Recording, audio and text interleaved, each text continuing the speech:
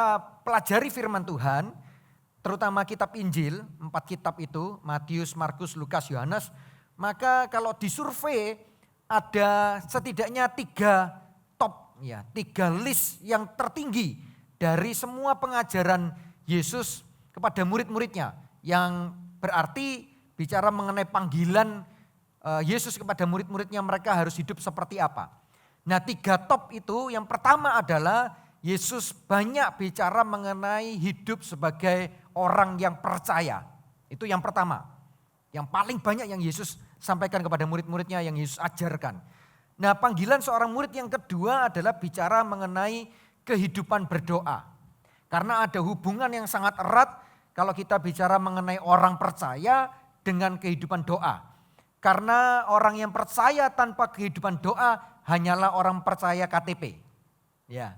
Orang yang percaya dan hidup di dalam kehidupan doa, maka dia adalah murid Kristus yang sejati. Ini urutan nomor 2 yang terbesar dari semua pengajaran Yesus kepada muridnya. Yang nomor 3 adalah Tuhan Yesus banyak ngomong tentang hal kerajaan sorga. Hal kerajaan sorga bukan tentang makanan dan minuman. Hal kerajaan sorga mengenai ini dan itu. Hal kerajaan sorga bukan mengenai kata-kata tetapi terdiri dari kuasa. Hal kerajaan sorga tentang dan banyak yang lainnya gitu. Nah saya tidak bisa sebutkan dan menyampaikan semua, tapi 2 yang di atas ini yang saya sampaikan kepada jemaat di tempat ini. Yang ibadah yang pertama tadi saya mengajar mengenai panggilan murid di dalam hal percaya. Dan yang kedua ini kita akan bicara mengenai kehidupan doa. Itu sebabnya firman yang akan saya sampaikan saya beri judul jawabannya adalah doa. Tadi saya menyampaikan kebenaran firman Tuhan yang bicara mengenai seringkali orang Kristen disebut sebagai orang percaya, tetapi kita itu tidak benar-benar menjalani kata-kata percaya itu. Kalau ditanya, kalau ada orang datang kepada saudara dan tanya apakah engkau percaya kepada Yesus? Percaya. Apakah engkau percaya bahwa Yesus berkuasa? Percaya. Apakah engkau percaya bahwa rencananya, janjinya itu ya dan amin? Percaya. Tapi seringkali banyak daripada kita ketika kita masuk ke ruangan doa kita, ketika kita berdoa, entah kita berdoa menaikkan permohonan-permohonan kita, harapan kita, ataukah kita sedang berjuang menghadapi pergumulan hidup kita, ketika kita berdoa, lalu menyerahkan semuanya ke dalam tangan Tuhan, lalu di dalam doa itu kita tutup dengan kalimat khas orang percaya, orang Kristen. Dalam nama Yesus, amin. Gitu. Lalu waktu amin, kita berjalan dalam kehidupan kita sehari-hari, lalu kita mulai bertanya, sungguhkah yang aku doakan tadi itu dijawab Tuhan ya? Apakah benar ya setelah ini aku sembuh ya?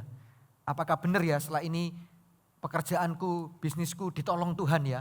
Apakah benar ya aku doa supaya semuanya sesuai dengan kehendak Tuhan yang terjadi? Benarkah kehendak Tuhan yang terjadi ya? Dan banyak pertanyaan-pertanyaan yang pada dasarnya ternyata pertanyaan itu muncul dari hidup kita yang justru bertolak belakang dengan iman kita waktu tadi kita berdoa. Nah itu sebabnya saya nggak bisa mengulang banyak hal khotbah saya tadi pagi. Tapi yang saya sebutkan adalah oleh sebab itu ketika kita berdoa, memulai di dalam doa ini, lalu kita tutup dengan nama Tuhan Yesus, amin. Maka waktu kita berjalan dalam kehidupan kita sehari-hari, sampai kepada kita menerima penggenapan janji doa itu, maka perjalanan sejak kita bicara, waktu kita sejak ngomong amin, sampai kita menuju jawaban doa itu, perjalanan ini menentukan. Perjalanan ini punya pengaruh yang cukup besar apakah saudara akan ada di tempat ini menerima janji Tuhan atau, perhatikan baik-baik, atau saudara berdoa di sana amin, lalu saudara berjalan ternyata saudara nggak di sini, saudara berdirinya di sini sebagai orang yang akan kecewa kepada Tuhan karena akan bertanya, Tuhan mana janjimu? Tuhan mana jawaban doamu? Mana yang dikatakan rencanamu? Mana semua itu mana? Aku nggak menerimanya, aku nggak melihatnya, aku nggak mengalaminya, aku nggak mengecap dan lain sebagainya. Lalu kita mulai pahit dalam kehidupan ini. Di mana salahnya? Salahnya adalah peranan penting dari perjalanan sejak amin sampai kepada saudara dan saya menerima janji itu. Nah oleh sebab itu karena perjalanan ini penting, maka perjalanan ini nggak bisa kita jalani dengan kita asal jalan aja setelah kita amin, lalu kemudian ya sudah namanya amin, ya pokoknya jalan aja, istilahnya ya udahlah mau terjadi tidak terjadi, mau apa terserahlah dengan pikiran yang kosong, dengan hati yang kosong asal pokok jalan, nggak bisa. Juga tidak bisa jalan dengan pikiran-pikiran yang tadi saya sebutkan, ternyata pikiran-pikiran kita itu mematahkan iman kita sendiri, nggak bisa juga. Kalau begitu perjalanan sejak amin sampai ke sini adalah sebuah perjalanan kehidupan doa. Karena di dalam doa itulah kita itu mempertahankan iman kita. Di dalam doa itulah kita mempertahankan pengharapan kita di dalam Tuhan. Karena tanpa doa, apa yang kita ucapkan, apa yang kita lemparkan kepada Tuhan, apa yang kita sampaikan kepada Tuhan akan menguap dan hilang lenyap entah kemana. Karena tidak ada lagi kehidupan doa yang terus menyokong dan menopang dari iman kita, dari pengharapan kita yang kita serahkan kepada Tuhan. Nah, oleh sebab itu penting sekali orang percaya yang harus hidup percaya. Karena tadi pagi saya bicara tentang orang percaya yang tidak percaya. Itu sebabnya saya berikan judul, tolonglah aku yang tidak percaya ini. Gitu. Nah, kehidupan orang percaya yang seharusnya seperti kata-kata percaya itu perlu diisi dengan yang namanya doa. Sebelum saya masuk kepada khotbah saya mau cerita dulu. Karena saya ingin mengajak saudara semua menjadi orang percaya yang tidak hanya mengerti banyak tentang firman Tuhan, terima banyak tentang firman Tuhan, kita meneliti firman Tuhan, kita menggali firman Tuhan, tidak berarti itu salah, itu harus. Karena kalau saudara nggak mengenal firman, saudara nggak punya firman, nggak ada firman yang masuk dalam diri saudara, maka apa yang keluar dari hidup kita ini nggak ada bahannya, gitu. Harus firman. Tapi tidak cukup hanya kita menggali dan merenungkan dan meneliti semua firman Tuhan. Saudara perlu berjalan di dalam kuasa firman. Yang percaya bisa angkat tangan saudara. Saudara perlu berjalan. Karena kalau saudara hanya gali, belajar. Lalu cuman banyak pengetahuan yang masuk dalam diri kita. Lalu saudara nggak berjalan di dalam kuasa firman. Saudara tidak akan pernah mengecap dan menyaksikan dan mengalami apakah benar firman itu berkuasa. Nah, oleh sebab itu di ibadah khususnya ibadah yang kedua ini saya akan banyak sedikit bercerita ya tentang apa yang terjadi di dalam kehidupan doa. Saya nggak bisa cerita banyak juga dan saya nggak bisa cerita dari banyak sumber. Yang paling gampang cerita tentang diri saya gitu ya. Nggak maunya tentang narsis saudara ya, tapi paling gampang kan cerita tentang saya daripada nyebut nama orang gitu. Yang pertama yang saya mau cerita begini. Orang yang banyak doa, ini doa yang saya maksud adalah doa yang bukan setiap kali kita datang di hadapan Tuhan kita bawa 100 list permohonan di hadapan Tuhan. Kita bawa 1000 permintaan permohonan di hadapan Tuhan. Pokoknya minta A, minta B, minta C, minta terus. Tidak berarti kalau doa itu tidak boleh minta. Boleh saudara, boleh.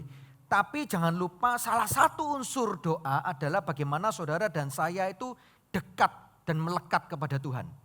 Saya masih ingat beberapa waktu yang lalu waktu saya khotbah di sini saya mengutip kata-kata dari salah seorang hamba Tuhan atau teolog yang cukup terkenal. Lalu dia ngomong orang yang banyak berdoa akan banyak pertumbuhan. Ingat? Ya, yang tidak berdoa tidak ada pertumbuhan gitu. Nah oleh sebab itu doa tidak boleh hanya komposisinya diisi oleh banyak permohonan dan permintaan saja.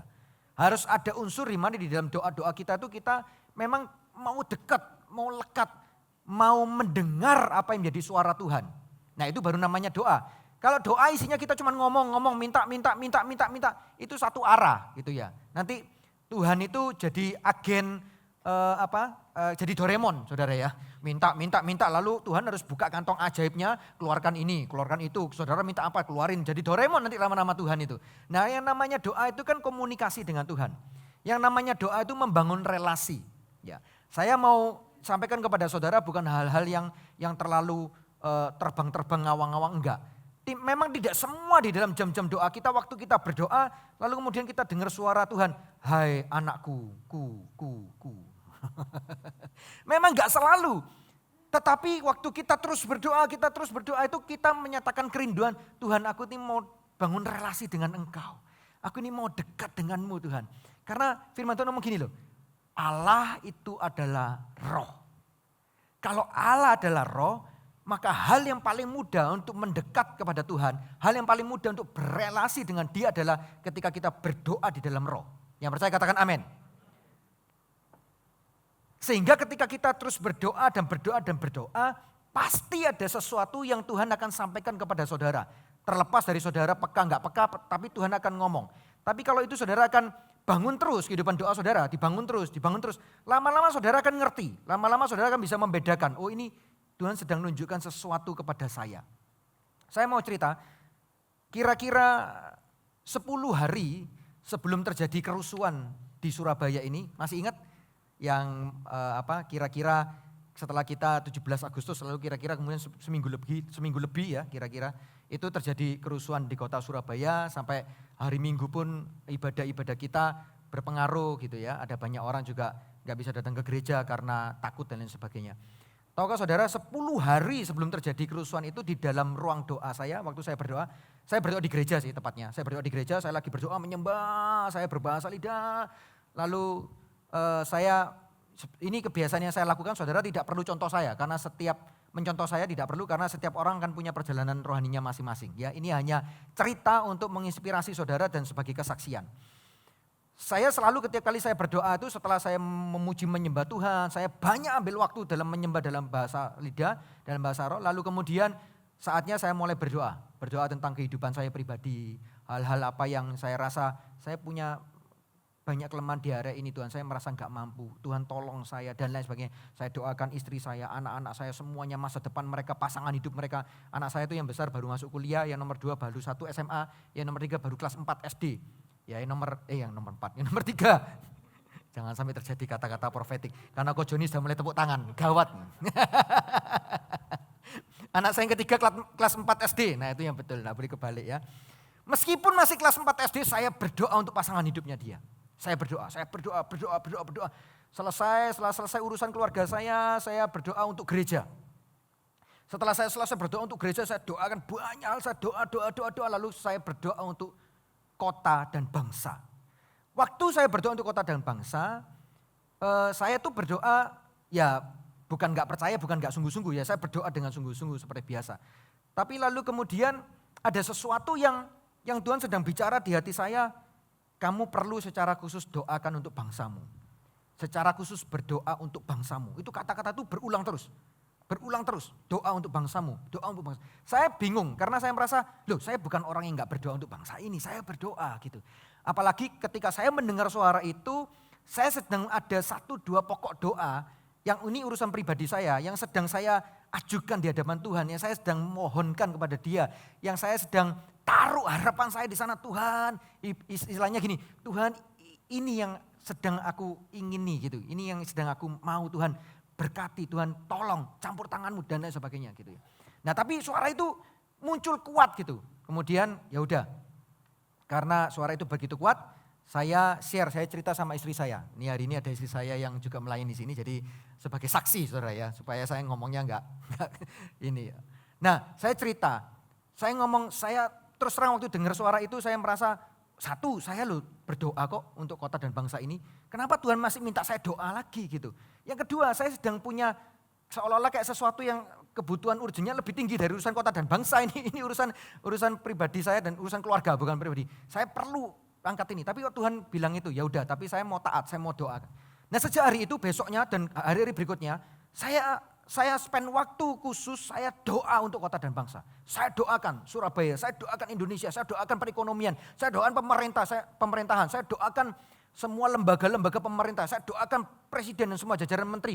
Saya doakan, semua saya doakan. Lalu kemudian 10 hari kemudian terjadi sesuatu di kota kita. Saya waktu itu cukup sedih, saya merasa aduh kenapa terjadi ini, apa rencanamu Tuhan, apa rencanamu Tuhan. Saya doa, satu hal yang Tuhan taruh di hati saya, tenang aja. Semua orang percaya, terutama di Surabaya, akan aman. Itu yang saya dengar gitu. Kemudian saya tenang. Hari itu ibadah di Cempaka sedang dilayani oleh seorang yang namanya Alma Rivera ya, orang dari luar. Mungkin sebagian dari Bapak Ibu Saudara kalau yang di Cempaka waktu itu ngikuti. Kita juga sempat doa untuk bangsa dan negara. Lalu kemudian waktu pulang ke rumah, ada banyak orang hari itu ibadah, mereka cukup hancur hati, mereka berdoa di hadapan Tuhan, menangis di hadapan Tuhan, meneteskan air mata dan semuanya karena melihat situasi kota Surabaya yang seperti itu. Lalu pulang di rumah, saya dengan istri sempat ngobrol-ngobrol sebentar, lalu tiba-tiba istri saya yang ngingetin saya, oh itu sebabnya kok 10 hari yang lalu Tuhan ingatkan kamu untuk doa. Saya bahkan gak ingat, lalu tiba-tiba saya jadi ingat, oh iya ya, bener ya. Nah Bapak Ibu Saudara, saya nggak ngasih contoh tentang saya, hidup saya sudah sempurna, saya banyak dari kelemahan, saya jauh dari sempurna. Tapi orang yang berdoa, ketika kita tutup mata kita berdoa, mata roh kita itu terbuka. Waktu mata roh kita terbuka, semua yang Tuhan sedang bicarakan dan sampaikan kepada kita, itu makanya firman Tuhan ngomong gini, dia itu memberitahukan hal-hal hari-hari yang akan datang. Itu sebabnya orang Kristen tidak boleh sampai tidak berdoa. Oh saya berdoa pastor, paling tidak sehari ya 5 kali lah. Doa bangun tidur, makan pertama, makan kedua, makan ketiga, doa mau tidur 5 kali. Wah doa 5 waktu dong kalau gitu. Yang saya maksud saudara perlu sediakan waktu khusus doa saudara. Enggak perlu lama-lama, coba diusahakan dilatih. Kita nih manusia ini bisa melatih dirinya sendiri. Saudara enggak perlu doa lama, 10 menit aja dulu. 10 menit, tekun aja 10 menit. 10 menit terus tambahin 15 menit. Dari 15 menit tambahin lagi 20 menit gitu ya. 20 menit tambahin lagi 30 menit dan terus berulang. Saya menempa diri saya sendiri, saya melatih diri saya sendiri, saya banyak berdoa. Ingat baik-baik, waktu kita berdoa tidak berarti seperti orang yang lemah yang tidak tahu harus kemana dan bisanya cuma doa. Orang Kristen tuh bisanya apa sih? Gak bisa apa-apa, cuma bisa doa. Jangan salah, doa itu senjata kita yang paling hebat. Kita tutup mata roh kita terbuka. Suatu kali ada sebuah kejadian sebelumnya lagi, saya lagi nganter istri saya, dia lagi ketemu sama seseorang, saya cuma drop, lalu kemudian ya sambil nunggu daripada saya bingung kemana, saya berhenti ke sebuah coffee shop, saudara ya. Saya berhenti ke sebuah coffee shop, saya pesan kopi. Terus sambil nunggu dibikinkan, saya kan duduk, saya buka handphone saya. Lalu suara halus saja di hati saya, kenapa kamu gak berdoa buat orang ini? Oh ya, saya langsung berdoa. Nah kuncinya itu gini loh, apa-apa yang muncul di hati kita, halus aja, biasa aja, saudara harus mulai responi. Kalau saudara nggak responi, suara kecil-kecil pelan-pelan itu lama-lama hilang, ya hilang, saudara nggak kerasa. Tapi suara halus itu waktu saudara responi, muncul lagi, halus lagi, saudara responi, lama-lama saudara akan dengar jernih sekali. Gitu. Saya ngomong sama Tuhan, ya Tuhan saya doakan. Tuhan, tapi saya doa apa ya, saya nggak ngerti, nggak kenal dia, nggak tahu apa yang dia alami dan lain sebagainya. Kalau gitu Tuhan aku berdoa, tunjukkan sesuatu tentang dia kepada saya harus apa gitu. Lalu tiba-tiba Roh Kudus tuntun saya gini, coba tanyain. Dia terlibat apa tuh? Tiba-tiba kok katanya hilang. Oh, dia terlibat pinjol enggak gitu. Wah, ini kan pertanyaan yang sulit saudara ya. Saya enggak kenal sama orang itu, baru hari itu ketemu di coffee shop, terus saya mau ngomong tentang utangnya dia. Ini kan gawat gitu ya. Ini bener tak Tuhan? Nantilah salah kak saya ditonjok sama orang, gawat saya gitu ya. Nah, singkat cerita pokoknya saya mencoba untuk ngobrol-ngobrol. Saya ini termasuk orang yang gampang, kalau ngobrol sama orang itu gampang gitu. Gimana mas, jaga sendirian gitu, sama siapa, kerja sudah berapa lama dan lain sebagainya, ngomong-ngomong. Lalu saya itu bingung ya, saya ngomong muter-muter, waduh saya masuknya lewat mana gitu, saya bingung ya. Waduh, terus Roh Kudus itu tiba-tiba ngomong di hati saya gini loh, ya sudah ngomong aja gitu, ngomong aja. Terus saya masih menggok lagi bingung, sampai di mana ngomongnya. Terus tiba-tiba ya udahlah saya memberanikan diri, mas saya mau nyampaikan sesuatu, tapi kalau misalkan salah, maaf ya, sorry ya, anggap aja saya enggak pernah ngomong gitu ya. Masnya ini apa terlibat pinjol gitu. Nah dia ngomong gini, oh enggak mas, saya gak berani gitu-gitu tuh bahaya. Wah saya segini mateng sudah wis. Salah wis mateng ini. Terus ya saya sempat diam, dia masih siapin ini kopi saya apa segala macam. Dalam hati tuh gini, ngomong lagi, ayo ngomong lagi. Saya ngomong, duh wong salah, ngomong apa? Ngomong apa salah? Terus nah biasa inilah saudara, hebatnya pendeta itu ya gini. Ya memang pinjol itu bahaya mas. Nanti kita pinjamnya berapa, bunganya berapa, kenanya berapa, bayarnya berapa, berlipat-lipat. Apalagi kalau gagal bayar. Waduh gagal bayar ini buka pinjol baru. Harapannya buka pinjol baru nutup pinjol yang ini. Yang ini bulat lagi, numpuk lagi, buka lagi. Gali lubang tutup lubang gitu. Lah tahu nggak waktu saya cerita itu kan saya ngomong sendiri gitu loh saudara. Tiba-tiba si mas-masnya ini ngomong gini. Iya kok saya ini sudah punya 3 pinjol. Loh tadi katanya enggak berani yang gitu-gituan. Ternyata dia punya 3 pinjol yang modelnya mirip seperti yang saya cerita. Gali lubang tutup lubang, gali lubang tutup lubang. Lalu setelah saya tahu itu, saya mulai ngomong sama dia. Karena saya punya pengalaman, saya bimbing salah seorang yang pernah terlibat pinjol. Saya bimbing sampai dia tuntas keluar dari pinjol itu. Saya cerita sama dia, saya share. Gini mas, kamu punyanya apa? Ini gini, langkahnya pertama gini, dan lain sebagainya. Saudara, saya enggak langsung tiba-tiba langsung injilin ya. Saya enggak langsung tiba-tiba ngomong, makanya mas bertobat aja, terima Yesus. Wah gawat saya, nanti masuk koran besok, Pastor Erik penistaan agama atau apa, ini gawat ini. Nah tapi setidaknya, waktu kita berdoa, kita dengar suara Tuhan, kita ngomong ke dia, ternyata itu membantu dia, mengeluarkan dia di situasinya. Gitu. Satu lagi cerita, terakhir supaya nggak banyak cerita. Setelah ini saya masuk khotbah. Suatu kali saya pergi ke sekarang ini bahasanya toko modern. Ya, toko modern, tahu kan saudara ya, punya beberapa merek toko modern. Lalu saya sama anak saya nomor 2 kalau nggak salah. Beli sesuatu, saya lupa beli apa, terus habis itu ke kasir. Ke kasir kan ngantri, di depan masih ada 1 orang. Nah saya ngomong sama Tuhan, saya berdoa sungguhan. Tuhan bicara ke saya tentang orang ini, apa yang saya mesti sampaikan. Terus nggak ada suara, nggak ngomong, nggak apa. Pokoknya saya prinsipnya gini, kalau saya nggak dengar sesuatu saya nggak akan ngomong. Kalau saya dengar saya akan ngomong, meskipun halus saya akan ngomong. Tapi nggak dengar, nggak perlu saya ada-adakan, saya nggak ngomong gitu. Sampai orang yang di depan saya ini selesai transaksi, dia pergi, giliran saya maju, saya kasih barang saya, Tuhan nggak ngomong apa-apa ke saya. Giliran dia scan barcode, tit, tiba-tiba keluar di pikiran saya, sekolah gitu. Saya ya bingung sekolah.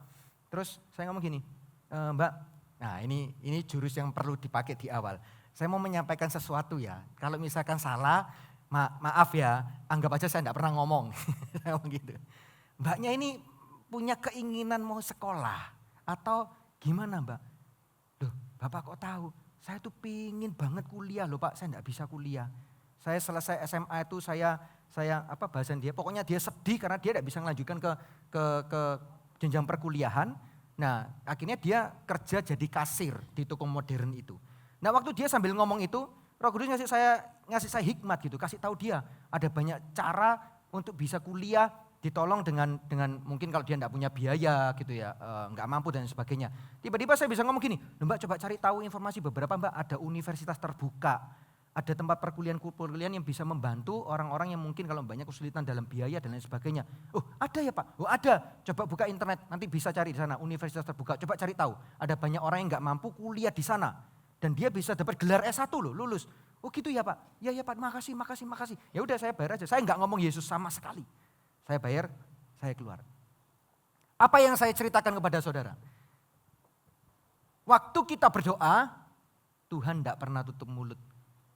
Tuhan itu selalu ngomong sama kita. Permasalahannya apakah saudara dan saya dengar apa yang dia ngomongkan. Berapa banyak perkataan yang Tuhan sampaikan kepada saya enggak mendengarnya selama ini. Enggak pernah dengar. Kenapa? Karena saya enggak sengaja sediakan telinga untuk mendengar dia ngomong apa. Gitu. Nah sekarang saatnya khotbah. Tadi cerita sudah selesai.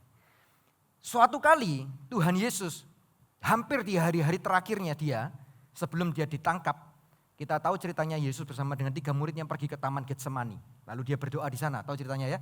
Lalu doa yang paling terkenal di saat itu di Getsemani adalah Yesus ngomong gini, Tuhan kalau boleh cawan ini lalu daripadaku. Tahu cerita itu saudara? Lalu dia ngomong, tapi bukan kehendakku, biar kehendakmu yang terjadi. Nah saudara, konteks cerita itu adalah dia pergi menyendiri, dia mau berdoa, dia ajak muridnya, lalu dia ngomong gini, kamu berjaga-jaga ya. Gitu.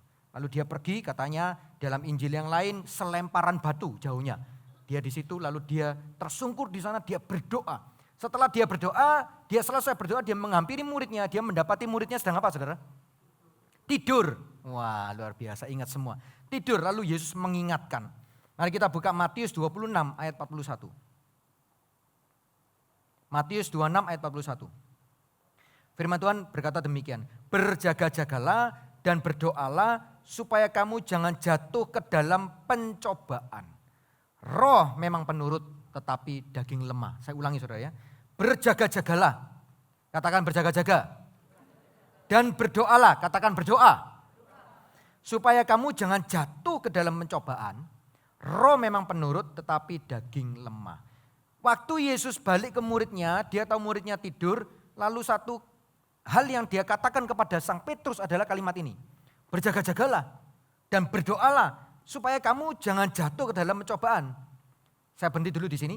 Dengan kata lain, kalau saudara dan saya tidak berjaga-jaga, kalau saudara dan saya sebagai orang percaya tidak berdoa, maka sangat mudah sekali saudara dan saya akan jatuh ke dalam apa? Pencobaan. Ini firman yang ngomong, bukan saya. Oleh sebab itu firman memberikan jawaban kepada kita. Supaya saudara dan saya tidak jatuh dalam pencobaan, kita perlu berjaga-jaga satu. Yang kedua, berdoa. Nah waktu Yesus di Taman Getsemani, sebelum dia ditangkap, Yesus itu dengan seluruh kemahatauannya, Dia tahu bahwa sebentar lagi dia akan ditangkap, dia akan berjalan pada jalan penderitaan. Yang dia nggak bisa skip, dia nggak bisa lewati itu. Makanya dia ngomong, ini jalan penderitaan ini sulit, nggak mudah. Jalan penderitaan yang gitu ya. Dia berdoa kepada bapaknya, Bapak kalau boleh, kalau boleh, lalukan ini daripadaku. Tapi biar bukan kehendakku yang jadi, tapi kehendakmu. Perhatikan bahwa Yesus yang anak Allah, yang tahu perjalanan di depannya apa yang akan dihadapi, demikian susahnya, sulitnya, beratnya, dia hanya memilih satu cara untuk menghadapinya, dengan cara berdoa. Yesus yang anak Allah berdoa. Apalagi saudara dan saya yang manusia biasa, yang tubuhnya ini tubuh kebinasaan, yang akan bisa mati. Saudara dan saya bahkan tidak akan pernah tahu yang hal ke depan ini akan terjadi apa. Gak pernah tahu loh. 1 menit lagi ke depan ini akan terjadi apa, kita gak pernah tahu. 5 menit, 1 jam, 2 jam, 1 minggu ke depan akan terjadi apa, kita tidak pernah tahu. Apalagi kita gak pernah tahu sulitnya apa, besarnya apa, tantangan yang kita akan hadapi. Gak pernah tahu, saudara dan saya memilih tidak pernah berdoa. Kenapa? Karena malas. Saya ngomong jujur aja, ada banyak orang percaya, orang Kristen gak berdoa, kenapa? Malas. Gitu. Malas. Kenapa malas? Ya kalau doa nanti, doa ngomong apa lagi pastor? Ngomongnya cuma gitu-gitu aja. Enggak apa-apa, mulai dulu. Enggak apa-apa, melangkah dulu. Mungkin kita mulai dengan doa yang isinya permintaan, mungkin permohonan. Loh enggak salah loh, sebagai orang percaya kita meminta sesuatu, memohon sesuatu kepada Tuhan, enggak salah. Karena itu menggambarkan kebergantungan kita kepada Tuhan. Ya kan? Itu menggambarkan betapa kita itu lemah, tapi kita punya Allah yang dahsyat, yang luar biasa, yang kita percaya Dia mampu tolong kita. Itu sebabnya kita berdoa, kita menyatakan permohonan kita taruh harapan kita di dalamnya. Gitu. Tapi permasalahannya kalau saudara hanya minta terus tidak pernah dengar apa yang Dia mau dalam hidup kita, di situ letak kesalahannya.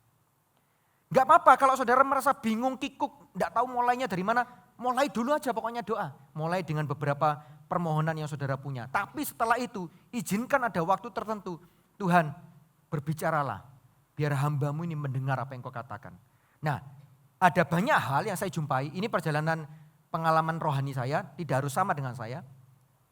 Ada banyak hal ketika saya berdoa, Tuhan berbicaralah karena aku mau mendengar suaramu. Lalu kemudian banyak dari kita diem, hening.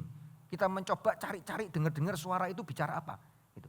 Ada banyak hal kalau saya pribadi, saya nggak dengar apa-apa waktu saya begitu. Tapi yang saya pilih waktu saya ngomong Tuhan berbicaralah karena aku ingin mendengar suaramu. Saya mulai masuk dalam penyembahan bahasa roh saya. Saya berdoa. Uramata hatakara makaya sikira makatakara bakaraba. Uremata nahatakaya sikira makara mak. Saya berdoa dalam bahasa lidah panjang saudara. Di tengah-tengah saya berdoa dalam bahasa lidah. Disitulah Tuhan mulai ngomong ini, ngomong itu, kasih tahu ini, kasih tahu itu. Ada dalam beberapa hal seperti yang beberapa kali yang saya tadi cerita itu kalau saya ceritakan masih ada cerita-cerita yang lain lagi. Banyak, jangan ngomong, kadang-kadang Tuhan gak ngomong ya sudah saya gak tindak lanjuti, saya gak ngomong apa-apa. Suatu kali saya pergi ke hoki supermarket, lagi ngantri kasir gitu, di depan saya ada seorang ibu-ibu yang ngantri juga, masih agak panjang, saya di belakangnya. Ya, saya berdoa, Tuhan adakah sesuatu yang Tuhan mau bicara kepada saya tentang ibu ini gitu. Lalu Tuhan ngomong, ibu ini tulang belakangnya sakit parah gitu. Nah tak lihat-lihat gini, loh gak apa-apa ibu belanjaannya ya banyak gini, ya rasanya seger gitu. Terus saya kan bingung ngomongnya gitu, terus bu permisi ya bu, ibu sakit tulang belakang. Terus dia toleh saya gini, loh kamu kok tahu? Dia bilang, lah gimana saudara? Ya. Nah ada banyak hal yang itu dimulai dari mana? Hal-hal yang sangat tipis, suara yang tipis gitu. Saya dengar Tuhan ngomong ini, saya doakan. Saya dengar Tuhan ngomong ini, saya doakan. Saya doakan, banyak hal saya doakan, saudara. Tadi di ibadah yang pertama saya kasih kesaksian, saya mendoakan adik mertua dari seorang teman, seorang MGH di kantor ya, ministry group head. Waktu saya lagi di bandara sama Pastor Anthony, waktu itu mau terbang ke sebuah conference, pagi-pagi lagi nunggu di ruang boarding itu, lalu saya ditelepon, minta tolong tuh nelpon yang sana doakan. Saya berdoa. Waktu saya berdoa, Tuhan ngomong sesuatu, enggak lama mertua dari iparnya ini akan dipanggil Tuhan gitu. Saya doa. Saya tetap doa dalam iman untuk kesembuhannya dia, tapi saya sampaikan doa di mana doa keberserahan gitu. Karena pada suatu kali semua daripada kita akan berpulang dan lain sebagainya, saya ngomong gitu. 2-3 hari kemudian beneran dia pulang gitu. Saya nggak ngomong tentang bahwa saya adalah orang yang paling mendengar, enggak. Tapi yang Yesus katakan, berjaga-jagalah dan berdoalah. Kalau saudara jeli baca ayat ini, di ayat yang sebelumnya enggak pernah Yesus ngomong gini. Waktu dia sama murid-muridnya datang ke Getsemani, lalu kemudian sebelum dia meninggalkan muridnya, enggak pernah Yesus ngomong gini, berdoalah. Lalu dia pergi, terus dia berdoa. Lalu dia balik, dia lihat, loh kok tidur? Yesus enggak pernah nyuruh berdoa. Bahasanya Yesus gini, berjaga-jagalah. Lalu dia pergi sejauh 1 lemparan batu, lalu dia berdoa di sini. Waktu dia berdoa, dia balik, dia dapati muridnya tidur. Baru Yesus ngomong gini, berjaga-jagalah dan berdoalah. Apa artinya? Artinya gini loh, berjaga-jaga itu tidak selalu dalam sikap kita doa di ruang doa kita. Kalau doa di ruang doa kita baru itu namanya jaga-jaga. Kalau kita nggak sedang berdoa dalam ruang doa kita namanya nggak jaga. Enggak, yang namanya berjaga-jaga di seluruh aktivitas kegiatan kita sehari-hari 24 jam. Bahkan waktu saudara tidur, saudara perlu punya roh yang hidup, yang menyala, berjaga-jaga. Karena waktu saudara berjaga-jaga, waktu hal-hal tertentu yang Tuhan mau bicara kepada saudara, waktu dia ngomong lembut aja, halus aja, saudara dengar suaranya, oh ini suara Tuhan. Aku tahu harus berbuat apa. Itu yang namanya berjaga-jaga. Itu sebabnya yang pertama, poin yang pertama saya ingin mengajak saudara belajar mengenai berjaga-jaga. Berjaga-jaga atau kesadaran rohani. Kalau kita lihat konteks dalam bahasa asli, kata berjaga-jaga itu pakai kata Gregorio. Gregorio itu artinya bangkit dari tidur. Seringkali ada banyak kita melakukan semua aktivitas kita sepanjang hari, 24 jam. Ada yang sekolah, ada yang bisnis, ada yang melakukan banyak hal kerja dan lain sebagainya. Kita pikir semua aktivitas yang kita lakukan sehari-hari itu kita pikir kita ini manusia hidup. Tapi ternyata bisa jadi roh kita tertidur, saudara. Itu sebabnya saudara dan saya perlu berjaga-jaga. Gitu. Perlu Gregorio, perlu bangkit dari tidur. Jadi berjaga-jaga itu artinya bangun, tetap terjaga, waspada secara rohani. Ya bangun, terjaga, waspada itu dalam posisi seperti orang yang bertahan tapi sedang tunggu sesuatu, mendengar sesuatu.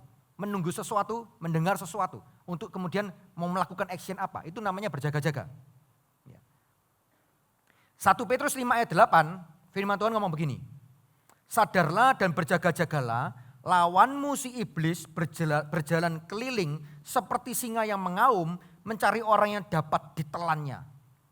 Kenapa saudara dan saya diajar oleh Tuhan harus berjaga-jaga? Karena lawan kita si iblis itu berkeliling terus. Apa arti berkeliling? Dia mencoba cari celah. Dia coba cari, yang dia cari bukan lubang, celah. Kalau celah itu kecil aja, terbuka kecil aja dia masuk, dia bikin sesuatu di dalam sana. Tapi waktu saudara dan saya berjaga-jaga, semua celah-celah yang ada itu kita tutup rapat. Kalau celahnya ditutup rapat, dia nggak bisa masuk. Kalau dia nggak bisa masuk, dia nggak bisa bikin apa-apa dalam hidup kita. Paham maksud saya? Tapi pertanyaannya gimana caranya kita yang manusia tidak sempurna ini, kita yang manusia banyak kelemahan ini, kita yang masih hidup dalam tubuh kemah fana, kata Paulus, bisa menutup semua celah itu. Nanti saya akan masuk ke poin yang kedua. Tapi di poin yang pertama ini kita perlu berjaga-jaga, menutup semua celah yang ada, menutup semua celah yang ada supaya dia nggak punya kesempatan masuk. Karena dia, iblis itu mengelilingi kita, mencari saat yang paling tepat, kata Injil yang lain. Gitu. Nah, mencari saat yang tepat itu dia tekun loh saudara. Dia tekun, dia nungguin saudara, tunggu terus. Oh hari ini kamu gak punya celah, gak apa-apa, tak tunggu besok. Besok gak punya celah, tak tunggu lagi besok lagi. Besok lagi gak punya celah, tak tunggu lagi besok lagi. Terus dia tunggu. Sampai kapan? Sampai suatu kali misal saudara mengalami sesuatu yang signifikan dalam hidup saudara. Signifikan itu ada dua hal. Signifikan yang memberatkan saudara, atau signifikan yang membuat saudara tiba-tiba seperti dilempar ke puncak gunung. Saudara terima lotre 1M gitu ya. Oh itu juga punya celah kalau saudara gak hati-hati. Ditunggu sampai saudara punya celah, di situ dia masuk. Waktu dia masuk, dia bisa bikin apapun di dalam. Dia bisa obrak-abrik hidup saudara. Oleh sebab itu, saudara perlu berjaga-jaga, salah satunya terhadap dosa yang halus. Saya gak ngomong hal-hal yang besar-besar sekarang. Karena kalau yang besar kelihatan di depan mata. Gitu. Dosa apa? Perselingkuhan, oh di depan mata. Saudara kalau sebagai anak Tuhan yang sungguh-sungguh yang taat, saudara gampang untuk menolak itu.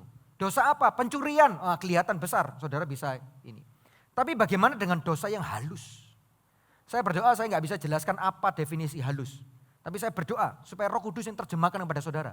Supaya Roh Kudus yang memberikan definisi tepat seperti konteks situasi kehidupan saudara yang saudara jalani hidupi saat ini. Apa yang dimaksud dengan dosa yang halus? Hati-hati dengan dosa yang halus. Yang tampaknya seperti aman-aman saja. Bahkan yang tampaknya orang luar pun melihat nggak kelihatan kalau itu dosa. Hanya antara kita dan Tuhan. Bahkan kita pun kadang-kadang bisa nggak sadar kalau itu dosa ternyata. Halus sekali. Hati-hati dengan dosa yang halus. Yang kedua berjaga-jaga terhadap apa? Kelelahan rohani. Duh, kok rohani bisa lelah? Bisa lelah kalau saudara dan saya salah mendefinisikan atau salah menaruh sebuah ekspektasi. Contoh, saudara pikir semakin banyaknya durasi atau semakin banyaknya jadwal saudara melayani, semakin sibuk saudara dalam pelayanan, saudara pikir kerohanian saudara akan semakin hari semakin kuat. Saudara jangan salah. Yesus itu ketika dia berjalan berkeliling, mengajar, berbuat baik, menyembuhkan orang sakit ketika dikeliling. Kalau saudara perhatikan 4 Injil itu ya, ada banyak hal ketika Yesus mulai mengajar di sini, tiba-tiba dia mengundurkan diri. Hilang ke tempat yang sunyi, lalu dia berdoa. Betul saudara? Lalu dia muncul lagi, dia ngajar lagi. Wah, ucapan bahagia, dia ngajar, ngadakan tanda mujizat, menyembuhkan yang sakit. Dia melakukan sesuatu, lalu tiba-tiba firman Tuhan berkata dia tiba-tiba mundur. Pergi ke tempat yang tenang, pergi ke seberang. Lalu dia menyendiri, dia berdoa. Ada kalanya dia menyendiri, berdoa sendirian, sungguhan sendiri. Ada kalanya dia ajak hanya 3 murid, dia berdoa. Gitu. Artinya apa? Kegiatan aktivitas melayani tidak sama dengan membuat rohani saudara dan saya semakin hari semakin kuat. Enggak. Gitu loh. Kalau saudara hanya menyembah dan hanya berdoa ketika di jam saudara melayani, saudara akan kehabisan peluru. Artinya kosong setelah itu. Setelah kosong disitulah iblis yang mengelilingi saudara akan mulai melihat celahnya dan dia akan masuk. Orang yang tahu bahwa jadwal atau kegiatan melayaninya cukup banyak, cukup tinggi, dia harus pintar atur waktu kapan dia harus mundur. Dan dia harus berdoa di hadapan Tuhan. Kalau gaya pendeta atau hamba Tuhan Pentakosta itu zaman dulu ngomong ada saatnya saudara diisi dulu. Baru kemudian saudara menyalurkan berkat Tuhan kepada yang lain melalui pelayanan saudara gitu. Tapi tidak berarti saudara terus di dalam pelayanan yang tinggi itu membuat rohani saudara akan meningkat. Itulah yang terjadi yang disebut sebagai kelelahan rohani. Waktu saudara lelah secara rohani, bahasa yang sering keluar dari mulut kita, aku burn out. Aku burn out. Dari mana burn out? Kalau saudara setiap hari punya, masih ingat saya pernah khotbah di sini, saya beri judul secret place atau secret room atau apa, tempat khusus di dalam hati kita yang kita harus jaga, di mana itu ada tempat yang paling spesial antara kita dengan Tuhan. Gimana caranya burn out? Kalau saya khususkan waktu saya secara khusus, saya berdoa, saya menyembah terus di hadapan Tuhan. Saya berdoa, menyembah, saya berdoa, menyembah, doa, nyembah. Hubungan saya, relasi saya dengan Tuhan, dengan Roh Kudus terus dekat. Semakin hari semakin kuat. Gimana caranya waktu saya melayani, tiba-tiba saya ngomong aku burn out. Pasti ada something wrong gitu. Gak mungkin. Paham maksud saya? Kelelahan rohani, hati-hati. Yang ketiga, berjaga-jaga terhadap kenyamanan dunia. Kalau ini saya gak bisa jelaskan panjang lebar, sudah jelas. Ada banyak orang diberkati, ditaruh kondisi paling nyaman, paling enak, tiba-tiba dia jatuh. Gak semua berkat yang datang dalam hidup kita itu ternyata bisa menolong kita. Ada banyak berkat yang datang dalam hidup kita, ternyata membuat kita semakin mudah tergelincir. Gitu ya. Tapi situasi, kondisi, keadaan tertentu yang Tuhan izinkan seolah-olah kita dalam situasi yang gak pernah nyaman gitu kok. Gak enak terus, tapi itu malah membuat manusia roh kita terus bergantung dan berdoa kepada Tuhan. Terus taruh harapan dan iman kepada Tuhan. Nah ternyata itu yang membuat kerohanian kita dewasa dan bertumbuh. Jadi mengenai berjaga-jaga tadi ada 3 hal ya. Berjaga-jaga terhadap dosa yang halus, berjaga-jaga terhadap kelelahan rohani. Yang ketiga berjaga-jaga terhadap kenyamanan dunia. Yang kedua, kalau yang tadi berjaga-jaga, yang kedua adalah firman Tuhan ngomong begini, berjaga-jagalah dan berdoalah. Katakan bersama dengan saya, berdoa. Yang kedua mengenai berdoa. Berdoa itu koneksi kita dengan Allah. Dalam bahasa asli kata yang dipakai dalam istilah berdoa ini adalah terdiri dari 2 kata dasar, pros dan eukomai. Pros itu menghadap. bertemu, menghadap. Saya menghadap Pak Slamet, itu Pros. Saya di depannya dia menghadap. Saya menghadap Bapak Prabowo, Presiden Republik Indonesia, itu menghadap Pros. Kata yang kedua itu adalah eukomai. Eukomai itu setelah saya menghadap, lalu saya membawa permohonan saya di hadapan dia. Nah, yang luar biasa di dalam arti kata eukomai, permohonan itu waktu saya bawa permohonan di hadapan Tuhan, ini permohonan yang bukan memaksakan kehendak saya. Saya memang punya permohonan tapi saya serahkan kepada pribadi yang saya hadap ini, lakukan seperti apa yang kau mau. Inilah sikap doa yang Yesus lakukan di Taman Getsemani waktu dia berdoa. Dia sedih hati, dia ngomong sama muridnya, aku sedih seperti mau mati rasanya. Bayangkan saudara, saudara pernah nggak menghadapi masalah besar sekali, saudara nggak tahu jalan keluarnya, buntu sudah, depan buntu, kanan buntu, kiri buntu, belakang buntu, bawah buntu, atas pun saudara merasa buntu. Lalu saking peliknya masalah itu saudara merasa, aduh kayak mau mati aku menghadapi masalah ini. Nah itu yang Yesus alami. Waktu Yesus merasa hatiku sedih seperti mau mati, lalu dia berdoa, lalu dia membawa permohonannya eukomai. Tapi dia ngomong gini, supaya jangan kehendakku yang jadi, tapi kehendakmu yang terjadi. Nah, ini prinsip penting di dalam doa. Saudara boleh bawa semua permohonan saudara, mau 100.000, mau sak karung saudara bawa semua permohonan doa saudara, permintaan saudara.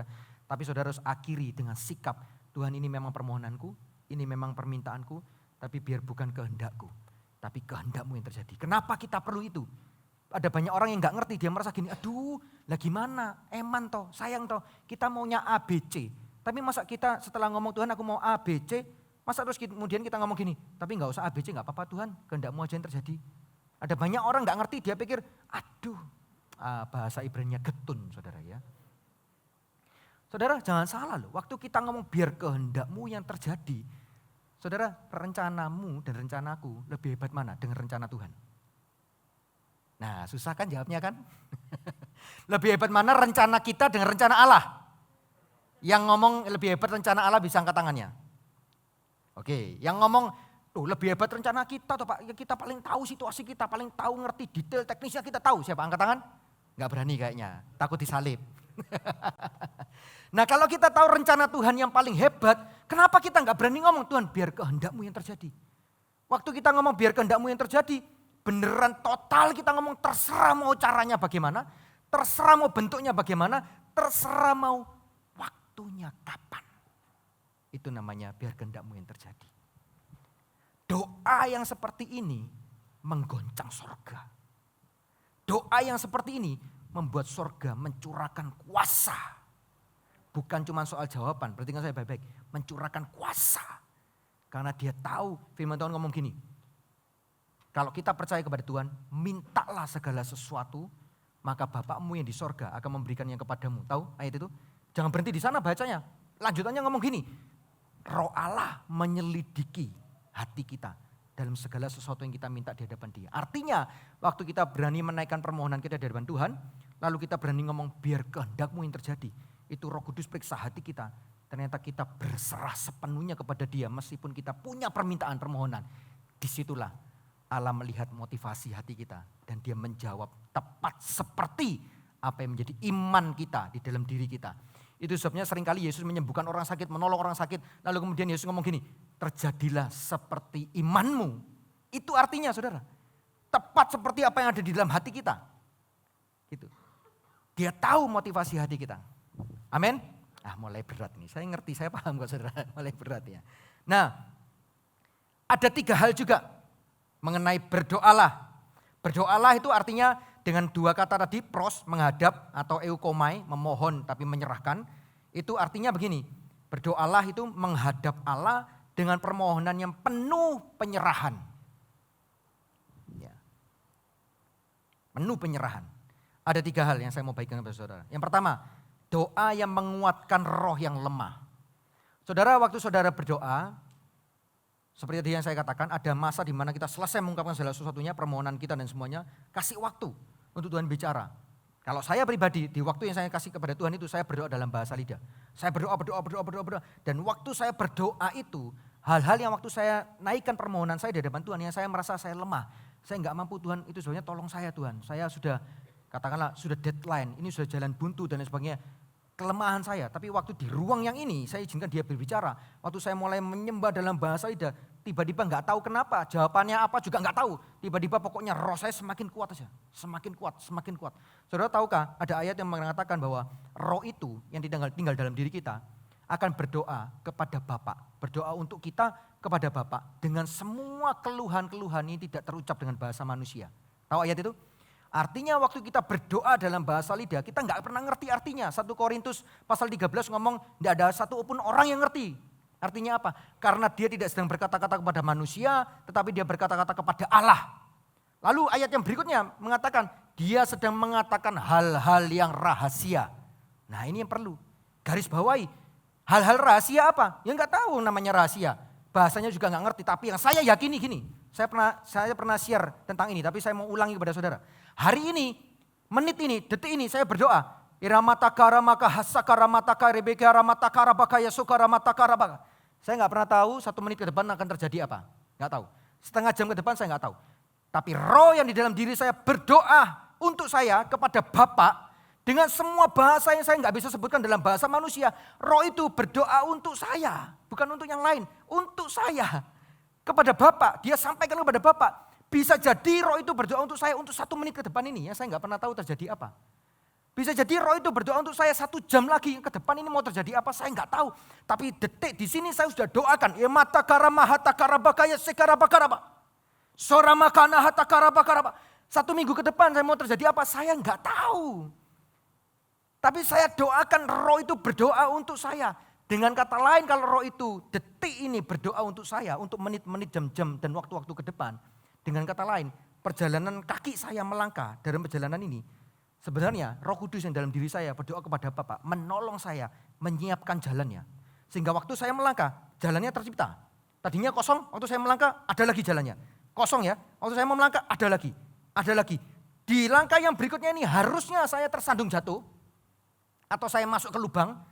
Atau bahasa kerennya saya masuk got, saudara ya. Ternyata 2 hari sebelumnya saya berdoa di ruang doa saya. Saya berdoa dalam bahasa lidah, saya nggak ngerti saya ngomong apa. Tapi firman Tuhan ngomong, karena engkau tidak sedang berkata-kata pada manusia, tapi kepada Allah mengungkapkan hal-hal yang rahasia. Ternyata 2 hari sebelumnya saya sedang berdoa tentang lubang yang di sini. Waktu saya lewat, sudah nggak lubang, ditempel sama Tuhan. Saya tinggal jalan. Saya pikir saya jalan, perjalanan saya mulus ya. Oh puji Tuhan, terbang dari Jakarta ke Surabaya aman ya. Oh puji Tuhan, kemarin itu semua acara berjalan dengan baik. Oh puji Tuhan, saudara tahu banyak puji Tuhan, puji Tuhan, puji Tuhan, puji Tuhan. Di belakang layar itu ada ribuan malaikat yang Tuhan perintahkan oleh karena doa rohnya yang di dalam diri kita kepada Bapa. Malaikat ribut ngatur jalannya supaya kita lewatnya lancar, supaya semuanya mulus. Saudara nggak akan pernah tahu. Semuanya terjadi di belakang layar. Itu sebabnya saudara perlu berdoa, berdoa, dan berdoa. Yang percaya berikan tepuk tangan buat Tuhan. Doa menguatkan roh yang lemah. Yang kedua, dengan cepat aja, doa menjaga arah hidup. Saya selalu bayangkan waktu saya berdoa, saya tidak pernah mengerti hari-hari yang ke depan, waktu-waktu yang ke depan saya akan mengalami apa. Tapi waktu saya berdoa, kalau seolah-olah saya membayangkan diri saya itu ada di tengah tempat yang cukup gelap, di dalam badai kehidupan, tantangan kehidupan dan lain sebagainya.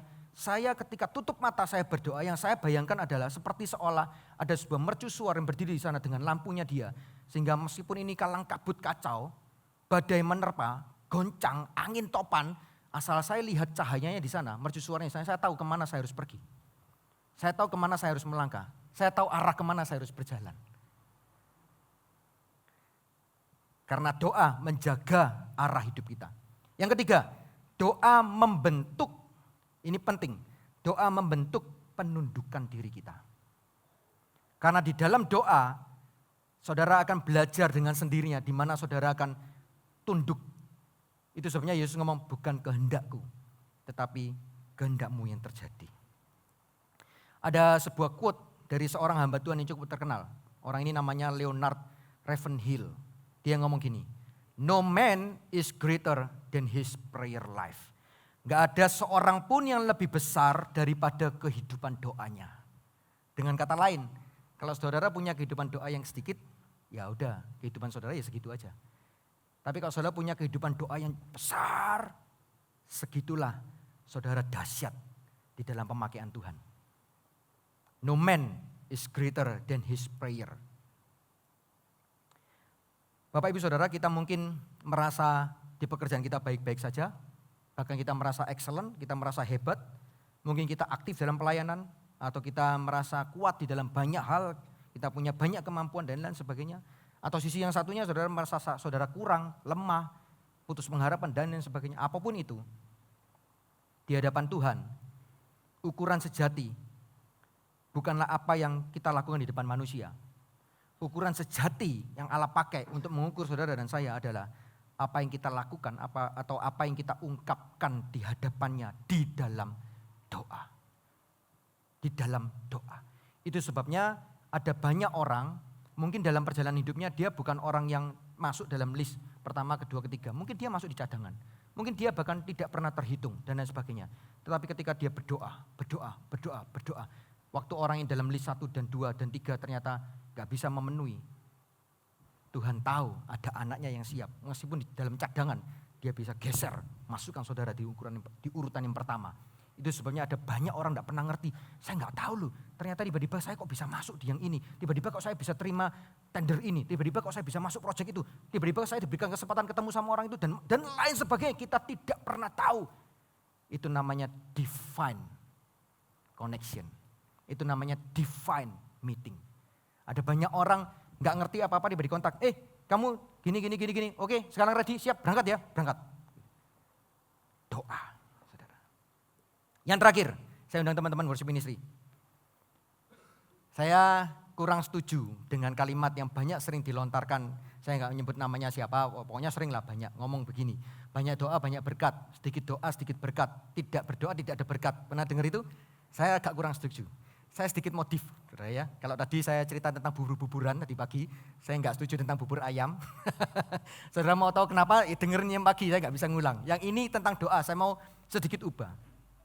More prayer, more power. Little prayer, little power. No prayer, no power. Banyak doa, ada banyak kuasa. Tolong terjemahkan kuasa itu yang dewasa ya. Kuasa itu tidak harus seperti geledek nyamber der itu kuasa. Tidak harus saudara. Tapi banyak doa, banyak kuasa. Saudara sedikit doa, ada sih kuasa, sedikit. Sesuai dengan ukuran kita. Di mana ngukurnya di sini? Di ruang yang saudara siapkan, ruang yang kudus, ruang yang khusus itu. Sedikit doa, sedikit kuasa. Tidak berdoa, tidak punya kuasa.